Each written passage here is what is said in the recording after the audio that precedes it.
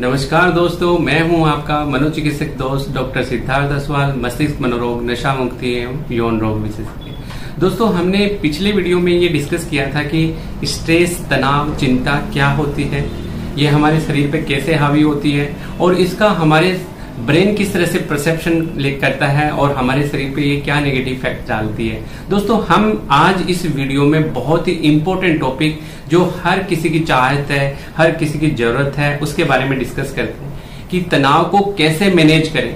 ऐसे क्या पॉइंट्स हैं, ऐसे अपनी लाइफस्टाइल में, अपनी सोच में क्या परिवर्तन करें कि हम इस तनाव से फाइट कर सकें।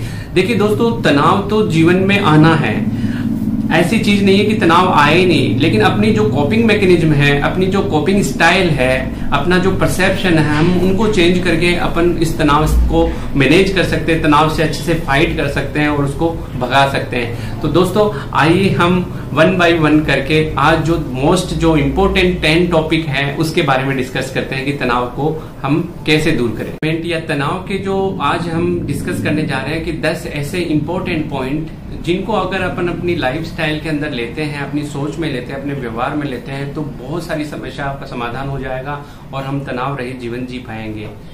तो चलो दोस्तों, आइए वन बाय वन करके हम इसका डिस्कशन करते हैं। पहला पॉइंट है परसेप्शन बदलना। परसेप्शन बदलना मतलब आप किसी भी चीज के लिए अपने प्री ऑक्यूपाइड थॉट या अपना एंगल या अपना दृष्टिकोण जो रखते हैं उसको बदलिए। दोस्तों, परसेप्शन को समझने से पहले अपन चलते हैं कि अपन स्ट्रेस में आते कैसे हैं, ब्रेन किस तरह से तनाव में आता है, उस क्रिया को समझते हैं तो फिर आसानी से अपन परसेप्शन को समझ सकते हैं। दोस्तों, जब भी कोई घटना होती है, कोई इवेंट होती है, कोई किसी अपने जानने पहचानने वाले का एक्सीडेंट होता है या फिर अपने किसी लव्ड वन की डेथ होती है या बिजनेस में कोई लॉस होता है या एग्जाम का रिजल्ट आता है या अपन ऑफिस जा रहे हैं तो लेट हो जाते हैं, तो ऐसी कोई भी नेगेटिव घटना जो स्ट्रेस देती है, जैसे ही उसकी इंफॉर्मेशन आती है अपने पास, तो अपनी इंद्रियां उस इंफॉर्मेशन को अपने ब्रेन तक ले जाती है और अपना ब्रेन उसका एनालिसिस करता है। ब्रेन एनालिसिस करने के बाद वो थॉट बनाता है। ब्रेन एनालिसिस करता है अपने पास्ट एक्सपीरियंस और अपने प्री ऑक्यूपाइड थॉट या अपने दृष्टिकोण के अकॉर्डिंग, और ये सब एनालिसिस करने के बाद में अपने थॉट बनता है। थॉट से अपने फीलिंग बनती है, फीलिंग से अपना व्यवहार बनता है और व्यवहार अपनी प्रतिक्रिया के रूप में बाहर निकलता है। तो दोस्तों, सिंपल सी चीज है कि जैसे कोई नेगेटिव इवेंट होती है तो उसका नेगेटिव जो व्यू है वो अपने ब्रेन एनालिसिस करके नेगेटिव विचार बनाता है, नेगेटिव एहसास बनता है और नेगेटिव एहसास से अपना नेगेटिव व्यवहार बनता है और वो अपने व्यवहार प्रतिक्रिया के रूप में बाहर निकलता है। तो दोस्तों, इस चीज को बहुत समझने की जरूरत है कि स्ट्रेस आखिर आती क्यों है। कोई भी इवेंट होती है नेगेटिव तो अपन घबरा क्यों जाते हैं, अपने रेंगटे क्यों खड़े हो जाते हैं। उसका कारण बेसिकली ये है कि अपना परसेप्शन, और परसेप्शन क्या है, अपना ब्रेन किस तरह से उसको परसेप्ट करता है और वो करता है अपने पास्ट एक्सपीरियंस और अपने दृष्टिकोण को। तो सिंपल सी बात है कि किसी भी चीज के लिए आप नेगेटिव विचार रखते हैं, नेगेटिव दृष्टिकोण रखता है, तो ब्रेन उसका एनालिसिस भी नेगेटिव करेगा और नेगेटिव करेगा तो अपने नेगेटिव चीजें अपने अंदर आएगी और वो स्ट्रेस के रूप में बाहर निकलेगी। इसको एक छोटे से एग्जाम्पल से समझते हैं कि जैसे ही आज सुबह ऑफिस से निकलते हो, ट्रैफिक के कारण ऑफिस पहुंचने में देरी होती है, आप टाइम पे ऑफिस नहीं पहुंचते पाते हो, तो आपको स्ट्रेस हो जाती है कि यार स्ट्रेस मतलब तनाव में आ गया, मेरे को टाइम पे ऑफिस नहीं पहुंचाऊं तो अब क्या होगा, बॉस मुझे डांटेंगे, ये डांटेंगे। जबकि दोस्तों, ऐसा हमेशा नहीं होता। हो सकता है आपका जो बॉस है वो बहुत अच्छे मूड में हो, आपको डांटे नहीं, लेकिन आपने माइंड ने पहले ये परसीव कर रखा है कि हाँ, मुझे लेट हुआ हूं तो मुझे डांटेंगे, मुझे नौकरी से निकाल देंगे, मुझे फाइनेंशियल लॉस हो जाएगा। अगर आप एक पिक्चर बना लेते हो कि मुझे नौकरी से निकाल देंगे, नौकरी से निकालने के बाद मेरे बच्चे क्या खाएंगे, मेरी फाइनेंशियल कंडीशन कैसे खराब हो जाएगी, मेरी इनकम जीरो हो जाएगी, तो फिर मैं इंस्टॉलमेंट कैसे भरूंगा। तो एक जो नेगेटिव जो स्टोरी जो क्रिएट करते हो वो आपको स्ट्रेस पे स्ट्रेस देती रहती है। तो ये फर्स्ट पॉइंट, वो इंपॉर्टेंट पॉइंट है कि आप अपना परसेप्शन बदलिए। परसेप्शन को और अच्छे समझने के लिए दोस्तों अपन चलते हैं कि स्ट्रेस की रीजन, स्ट्रेस होता क्यों है। स्ट्रेस के जो 4 सोर्स है, मेन सोर्स है, वो है first threat, second conflict, third है फ्रस्ट्रेशन, फोर्थ है प्रेशर। तो मतलब थ्रेट्स मतलब किसी भी चीज का डर, नौकरी खोने का डर, एग्जाम में फेल होने का डर, प्यार में असफलता का डर, इस तरह का जो डर है, जो स्ट्रेस है, उसके प्रति अपना परसेप्शन बदलिए, अपने जो विचार, अपने दृष्टिकोण, अपना एंगल है वो बदलिए। सेकंड होता है फ्रस्ट्रेशन। फ्रस्ट्रेशन मतलब आप कुछ करना चाह रहे हो लेकिन वो कर नहीं पा रहे हो, उस वजह से फ्रस्ट्रेट हो। मतलब आप कोई थीसिस लिख रहे हो, आपको कोई जूनियर या सीनियर आपको डिस्टर्ब करता है, आप नहीं लिख पा रहे हो तो लेकिन आप फ्रस्ट्रेट हो जाते हो। आप कहीं जा पा रहे हो लेकिन किसी इंपॉर्टेंट काम की वजह से नहीं जा पा रहे हो तो आप फ्रस्ट्रेट हो जाते हो और स्ट्रेस में आ जाते हो। तो ये जो अपने दृष्टिकोण है, वो दृष्टिकोण अपने को चेंज करने की जरूरत है। थर्ड होता है प्रेशर। प्रेशर किसी भी चीज का होता है, पढ़ाई के अंदर अच्छे मार्क्स लाने का प्रेशर, आप किसी लव्ड वन को बहुत अच्छा इंप्रेस करने का प्रेशर, घर बनाने का प्रेशर, नौकरी टाइम पे पहुंचने का प्रेशर, टारगेट पूरा करने का प्रेशर, हमारे जो मेडिकल रैप होते हैं उनको टारगेट दिए जाते हैं, उनको अचीव करने का प्रेशर। तो बहुत सारे ऐसे प्रेशर होते हैं जिनकी वजह से भी इंसान स्ट्रेस में आ जाता है। फोर्थ होता है कन्फ्लिक्ट। कन्फ्लिक्ट होता है कि अलग अलग लोगों के व्यवहार, अलग अलग लोगों की सोच, उनमें भिन्नता होती है, उनके विचार, उनके दृष्टिकोण, उनके व्यवहार सब अलग होते हैं। तो उनकी वजह से कई बार हस्बैंड वाइफ के अंदर कन्फ्लिक्ट पैदा हो जाते हैं, सास बहू में कन्फ्लिक्ट हो जाते हैं, ऑफिस के अंदर काम करने वालों के बीच में कन्फ्लिक्ट हो जाते हैं। तो ये जितने भी अपने सोर्स ऑफ स्ट्रेस है, इनके प्रति अपन पहले से अपने प्री ऑक्यूपाइड थॉट रखते हैं, अपने दृष्टिकोण रखते हैं, अपने विचार रखते हैं। उसकी वजह से अपना ब्रेन भी उन्हीं को वैसे ही एनालिसिस करता है और अपने शरीर में नेगेटिविटी आती है। तो पहला जो इसका जो स्ट्रेस मैनेजमेंट का मूल मंत्र है दोस्तों, अपने परसेप्शन को बदलिए। और दूसरा इंपॉर्टेंट पॉइंट है कि परसेप्शन को बदलने के साथ उसमें पॉजिटिविटी डालिए। अगर आप किसी भी विचार के लिए, किसी भी चीज के लिए अगर पॉजिटिव रहेंगे तो स्ट्रेस आप पर कभी हावी नहीं होगी। दोस्तों पॉजिटिविटी के लिए दोस्तों अपनी सोच को पॉजिटिव रखना है। अगर आप लेट हो रहे हो, आपको पता है कि हाँ मुझे आगे जाने पे बॉस डांटने वाले हैं, तो फिर भी आप अपनी पॉजिटिव सोच रखिए। अपने सबकॉन्शियस माइंड में ये विचार रखिए कि नहीं, मैं किसी जायज रीजन की वजह से लेट हुआ हूं और मैं थोड़ा और काम करके मेरे बॉस को सेटिस्फाई कर दूंगा, या मैं कुछ अच्छा कर सकता हूं उनके लिए। इस तरह के पॉजिटिव विचार रखिए। सेकेंड होती है कि हमेशा पॉजिटिव विचार रखने के लिए आशा रखनी बहुत जरूरी है, उम्मीद रखना बहुत जरूरी है कि आप हर कहीं पे भी टेम्पर लॉस होता है या कहीं पे भी अपन आशा छोड़ देते हैं तो नेगेटिविटी आती है। तो पॉजिटिविटी क्रिएट करने के लिए हमेशा आदमी को आशावादी होना चाहिए कि हाँ भगवान कुछ अच्छा करेंगे, मैं कुछ अच्छा करूंगा, या जो चीजें खराब हुई है उनको ठीक करने की कोशिश करेंगे। तो दोस्तों थर्ड जो पॉइंट है स्ट्रेस मैनेजमेंट का, वो थर्ड पॉइंट है आप अपने जो प्रॉब्लम है, अपनी जो समस्याएं हैं उनके बारे में खुल के बात करें। कई बार क्या होता है, इंसान किसी समस्या को लेकर स्ट्रेस में आता है और वो उस स्ट्रेस के बारे में किसी से, अपने नियर डियर से, किसी डॉक्टर से, किसी से भी वो डिस्कस नहीं करता और वो अपनी एक स्टोरी क्रिएट करता रहता है और वो स्ट्रेस में, वो विशेष साइकिल में चलता रहता है और इस चीज को क्रिएट करता रहता है और उससे ज्यादा स्ट्रेस में आता है। दोस्तों जब भी आपके पास कोई समस्या आती है, हर समस्या एक समाधान भी लेके आती है, निश्चित रूप से उसका समाधान होता है। तो उस समस्या आने के बाद में किसी भी इंटेलेक्चुअल पर्सन से जो लगता है आपको कि हाँ अपनी समस्या का समाधान हो सकता है, तो उससे खुल के बात करें, उस समस्या के बारे में डिस्कस करें, अपनी जो कमियां हैं, अपनी जो क्षमताएं उसके बारे में बताएं उसको, और उसके बाद में उसका रास्ता निकालें। दोस्तों चौथा पॉइंट अगर अपन डिस्कस करते हैं तो वो है कि अपन ना कहना सीखें। दोस्तों कई बार क्या है कि समस्याएं हैं वो अपने ना कहने की वजह से भी, ना कहने की वजह से भी समस्या उत्पन्न हो सकती है। हम इस जो ऐसा जो लाइफस्टाइल चल रही है अभी, जिस तरह की इमरजेंसी लाइफस्टाइल है जहाँ पे हर कोई भीड़ में भाग रहा है, वहां पे अपन क्या है कई बार अपने लिहाज के अंदर अपन किसी के आदर में या फिर किसी हेजिटेशन में अपन ना नहीं कह पाते और फिर उस समस्या को मोल ले लेते हैं और फिर लंबे टाइम तक स्ट्रेस में रहते हैं। स्ट्रेस की वजह से अपनी पूरी बॉडी का, अपने इमोशन, अपने बिहेवियर, अपनी सोच, अपनी मेमोरी सब डिस्टर्ब हो जाती है। तो दोस्तों जहां आपको लगता है कि ये मैं काम नहीं कर पाऊंगा, मेरे बस की बात नहीं है, इतना प्रोडक्शन में नहीं दे पाऊंगा या इतना टारगेट में पूरा नहीं कर पाऊंगा, आपको लगता है कि आपकी क्षमताओं से बाहर है, तो उस समय आप ना कहना सीखे। ना कहने से बहुत सारी समस्याएं आपकी दूर हो जाएगी। दोस्तों इसका कतई मतलब ये नहीं है कि आप हर चीज में ना कहिए।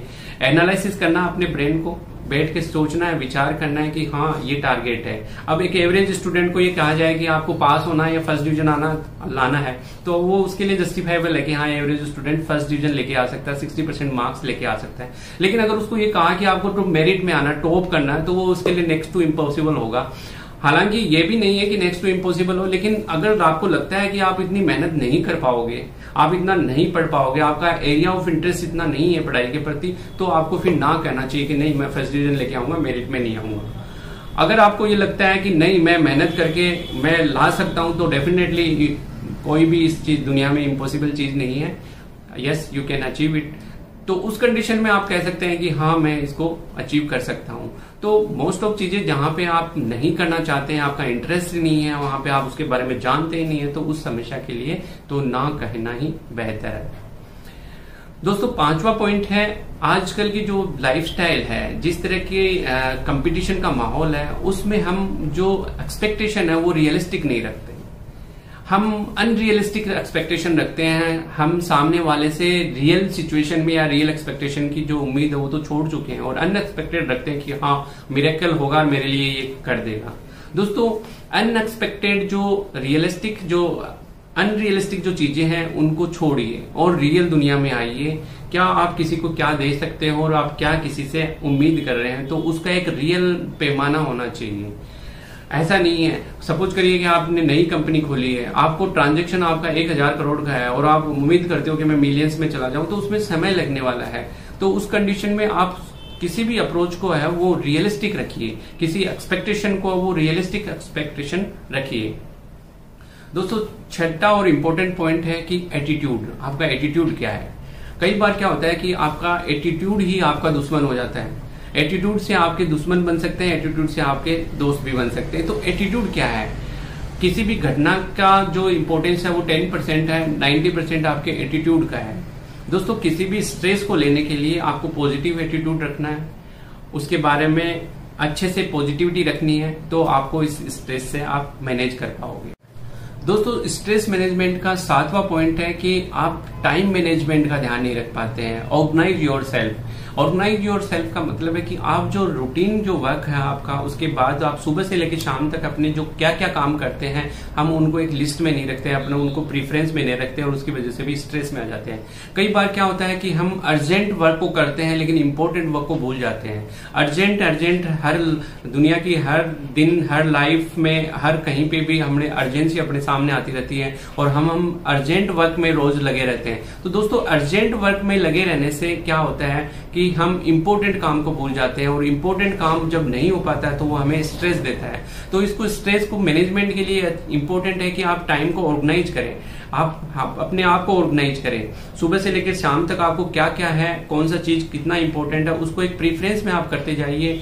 किस चीज किस काम में आपकी जरूरत है, किस में नहीं है, किस में आपकी प्रेजेंस की जरूरत है, किस में आपके पैसों की जरूरत है, तो उसको मैनेज करिए। दोस्तों जब तक आप अपने आप को मैनेज नहीं कर पाएंगे तब तक आप स्ट्रेस से बाहर नहीं निकल पाएंगे। तो आप अपने आप को मैनेज कर लेते हैं, आप इंपॉर्टेंट और अर्जेंट टाइम को डिफरेंशिएट करके उसको मैनेज कर लेते हैं, तो आप डेफिनेटली स्ट्रेस से बाहर आ सकते हैं। दोस्तों स्ट्रेस मैनेजमेंट का 8वां पॉइंट है एक्सेप्टेंस, यानी कि स्वीकार करना। दोस्तों लाइफ के अंदर इवेंट नहीं बदलने वाली, आप अपना रेस्पॉन्स बदलिए। इसको एक बहुत ही अच्छे से एग्जांपल से समझते हैं कि दोस्तों कुछ अनवांटेड प्रॉब्लम लाइफ में आती रहती है। जैसे सपोज करिए कि भूकंप आया और भूकंप आने से आपका घर गिर गया, तो ये अनकंट्रोलेबल और अनप्लीजेंट सिचुएशन है जो हमारे बस में नहीं थी। तो उस चीज के अंदर अपन जब भूकंप आने के बाद जो घर गिर जाता है, उस टूटे हुए घर को देख के एक तो अपने पास रास्ता है कि अपन बैठ के देखते, सोचते रहे, रोते रहे और भगवान को कोसते रहे, और दूसरा रास्ता ये कि अपन उसको एक्सेप्ट करें और एक्सेप्ट करने के बाद में अपनी जो क्षमताएं हैं उनके अकॉर्डिंग अपन को वापस से अपने घर को रीजनरेट करें। हम उस रिसोर्सेज में लग जाएं कि हम इसको वापस कैसे क्रिएट करना है। जब आप इस रिसोर्सेज में लग जाओगे, वापस से डेवलपमेंट में लग जाओगे, क्रिएट करने में लग जाओगे, तो आपकी जो स्ट्रेस है वो गायब हो जाएगी और आपके अंदर स्ट्रेस हावी नहीं होगी। तो दोस्तों लाइफ में कुछ न कुछ होता रहेगा, घटनाएं हमेशा होती रहेगी।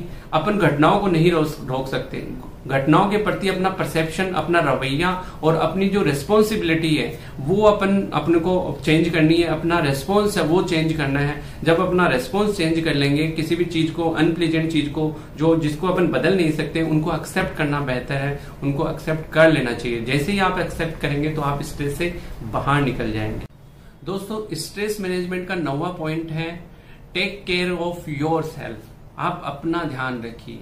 दोस्तों स्ट्रेस का बहुत ही इंपॉर्टेंट रीजन ये भी होता है कि आप प्रॉपर स्लीप नहीं ले पाते हो, आप नींद नहीं ले पाते हो, आप प्रॉपर फूडिंग नहीं कर पाते हो, आपका जो न्यूट्रिशन है, वो डाइट है, वो बैलेंस डाइट नहीं होती है। आप मतलब इस भागदौड़ की जो जिंदगी है उसमें इतने भागते रहते हो कि आपको ये पता ही नहीं होता कि आपने नींद कितने घंटे की ली है। आप कभी 4 घंटे सो रहे हो, कभी 6 घंटे सो रहे हो, कभी आप ब्रेकफास्ट कर रहे हो तो फिर पूरे दिन कुछ नहीं कर रहे हो, या फिर कुछ लंच ले रहे हो तो डिनर का कोई ठिकाना नहीं है, डिनर ले लिया तो मॉर्निंग ब्रेकफास्ट का ठिकाना नहीं है, लंच का ठिकाना नहीं है। अब फूड ले भी रहे हो तो आप फास्ट फूड, जंक फूड ले रहे हो जो प्रॉपर न्यूट्रिशन नहीं है, जिसके अंदर जो डाइट बैलेंस नहीं है। तो वो कंडीशन के अंदर क्या है कि आप कहीं ना कहीं जब आपकी नींद कम होगी, आपका न्यूट्रिशन प्रॉपर नहीं होगा, तो आप स्ट्रेस में आएंगे। तो दोस्तों इसका 9वां जो इंपॉर्टेंट पॉइंट है वो ये है कि आप अपनी आप के लिए थोड़ा समय निकालें, नींद प्रॉपर ले। 6 से 8 घंटे सोना जरूरी है, और जो डाइट है वो बैलेंस डाइट होनी चाहिए, आपकी न्यूट्रिशियस डाइट होनी चाहिए। और इतना आप कर लेते हैं तो आप डेफिनेटली स्ट्रेस से बाहर आ सकते हैं, स्ट्रेस से फाइट कर सकते हैं, और इवन आप पर स्ट्रेस हावी नहीं होगी। दोस्तों 10वां और आखिरी पॉइंट स्ट्रेस मैनेजमेंट का है, वो है एक्सरसाइज, योगा और मेडिटेशन। दोस्तों हम सब जानते हैं कि एक्सरसाइज से हमारी बॉडी के अंदर वेंटिलेशन होता है, हमारी हर एक कोशिका तक ऑक्सीजन जाती है, ब्रेन में ऑक्सीजन जाती है, जिससे हमारा शरीर रीजनरेट होता है, हमारी बॉडी प्रॉपर काम करती है। अदरवाइज तो शरीर ऐठन होने लग जाएगी, सरदर्द होगा, तो आप उस कंडीशन में डेफिनेटली स्ट्रेस में रहोगे। तो स्ट्रेस दूर करने के लिए एक्सरसाइज बहुत ज्यादा जरूरी है। आधे घंटे आप वार्म अप एक्सरसाइज भी कर सकते हैं, डीप ब्रीथिंग भी कर सकते हैं। इवन डीप ब्रीथिंग भी आपको बहुत ज्यादा बेनिफिशियल है। दोस्तों योगा तो अमृत है स्ट्रेस के लिए, इस मतलब स्ट्रेस दूर करने के लिए अमृत है। मेडिटेशन जिसके अंदर प्राणायाम कर सकते हैं, अनुलोम विलोम कर सकते हैं, भ्रामरी कर सकते हैं। तो ये दोस्तों इन सब चीजों से हमारी बॉडी के अंदर सेल्स के अंदर ऑक्सीजनेशन होता है, हमारी बॉडी के अंदर डोपामिन रिलीज होता है, जो हमारे खुशी का हार्मोन है। उस जब हमारी खुशी का हार्मोन बढ़ेगा तो डेफिनेटली स्ट्रेस गायब हो जाएगी। हमारी बॉडी के अंदर सेल रीजनरेट होती है, हमारी जो एजिंग प्रोसेस है वो रुकती है, हमारा कॉन्फिडेंस बढ़ता है, हमारा मन शांत रहता है। तो दोस्तों ये सब स्ट्रेस के लिए है। उम्मीद करता हूं कि आपको ये वीडियो अच्छा लगा होगा। ये 10 पॉइंट अगर अपनी लाइफस्टाइल के अंदर अपन उतार लेते हैं तो डेफिनेटली दोस्तों हम बहुत हद तक स्ट्रेस को फाइट कर सकते हैं। दोस्तों याद रखिए कि कंडीशंस बदलने वाली नहीं है, जिस तरह की लाइफस्टाइल है वहां स्ट्रेस तो आने वाली है, लेकिन स्ट्रेस को अपन किस तरह से दूर रखें अपन से। घटनाएं घटित होगी, अपने को अपन घटनाओं को बदल नहीं सकते, अपन को रेस्पॉन्स बदलना है, अपना रेस्पॉन्स बदलना है कि किसी भी घटना को लेकर अपन नेगेटिव रेस्पॉन्स देते हैं और नेगेटिव रेस्पॉन्स से अपने अंदर स्ट्रेस आती है। तो दोस्तों खुश रहिए, पॉजिटिव रहिए और हंसते रहिए। जय हिंद।